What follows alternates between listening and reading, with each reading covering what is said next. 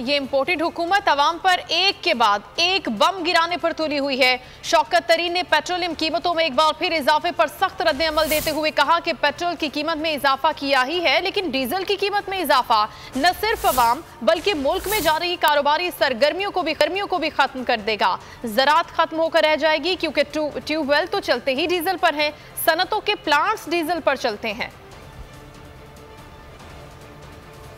इसी महीने के अंदर ही बढ़ाया है इन्होंने, तो ये लोग क्या करेंगे? ये तो मुझे लगता है कि पेट्रोल बम पे बम ये मारे जा रहे हैं और ये आम आदमी की ये इन्फ्लेशनरी है।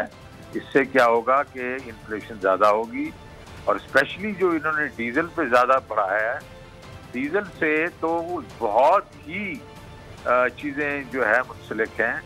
डीजल से ट्रांसपोर्ट मुंसलिक है, डीजल से लोगों के ट्यूबवेल जो होते हैं हम एग्रीकल्चर के वो उस पर काम करते हैं। बाकी जो कई हमारे कई फैक्ट्रीज जो हैं वो अपने प्लांट्स डीजल पे चलाते हैं। सेंसिटिव प्राइस इंडेक्स जो थी इन्फ्लेशन की वो 24% थी, वो बढ़ी थी पिछले हफ्ते। अब आप देखेंगे अभी इस वक्त जो बढ़ेगी, आज का इम्पैक्ट उस पर नहीं आएगा, अगले हफ्ते आएगा। या आप देखेंगे 30% के करीब पहुंच जाएगी। सब्सक्राइब करें और बेल दबाएं ताकि कोई खबर रह न जाए।